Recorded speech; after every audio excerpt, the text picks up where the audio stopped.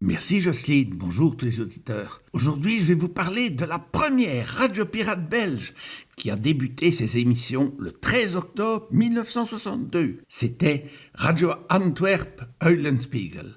Mais avant de vous raconter l'histoire de cette station, nous allons remonter beaucoup plus loin dans le temps. Bien avant 1962, remontons donc à 1922. À cette époque, M.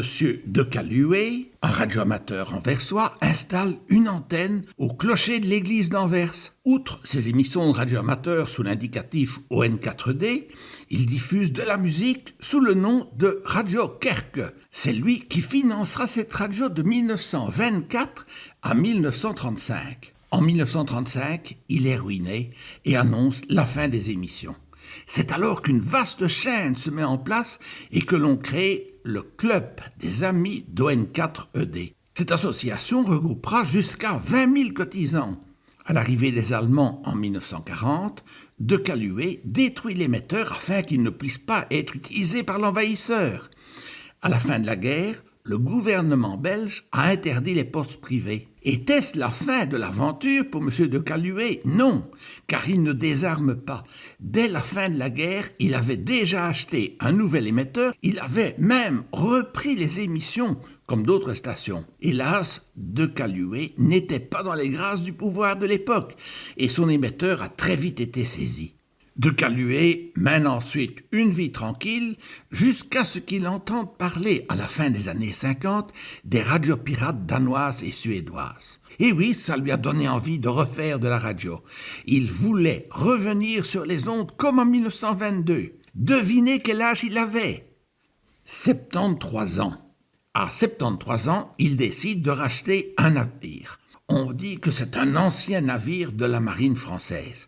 En réalité, ce navire était un navire marchand qui avait été commandé à la fin de la Première Guerre mondiale par le gouvernement français. Particularité, il était construit en béton armé. Oui, ça flotte.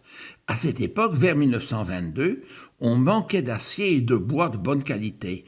Une série de barges fluviales et de bateaux de mer ont été construits, dont ce fameux bateau qui s'appelait à l'époque le Crocodile. Georges de Caluet le rachète, le fait enregistrer au Panama sous le nom de Eulenspiegel. Le navire se rend alors au port d'Anvers, où il sera équipé d'un émetteur et d'une antenne. Et le 13 octobre 1962, Radio Antwerpen diffuse sur 201 mètres au large de la côte belge. Dit is Radio Antwerpen van op het schip Eulenspiegel op de Noordzee. Le succès sera rapide, mais les ennuis s'accumulent pour la station. Georges de Caluet meurt d'une suite d'une opération chirurgicale et quelques jours plus tard, l'ancre lâche. Le bateau dérive et est poussé par la tempête sur la côte. Un bateau de sauvetage de Zeebrugge tente de venir en aide, mais un des marins meurt coincé entre les deux navires. 4 hommes restent toutefois à bord et continuent les émissions jusqu'à minuit. Goedenacht, tot morgen. Slaap gerust en zacht. Droom de zoetste dromen.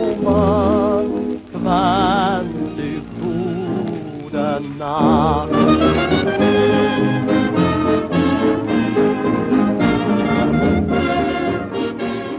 Peu après minuit, une vague gigantesque déstabilise le bateau, les émetteurs se fracassent l'un contre l'autre, un remorqueur tente bien d'intervenir, mais sans succès.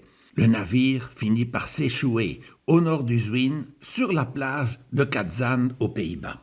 Des milliers de personnes sont venues voir le navire échouer. Comme le navire s'est avéré être une grande attraction touristique, la municipalité de Katzand n'était pas prête de faire nettoyer la plage. Devenu dangereux, on a fini par le faire exploser en 1971. Les débris de béton ont été transportés pour servir à la construction de digues dans le Zwin.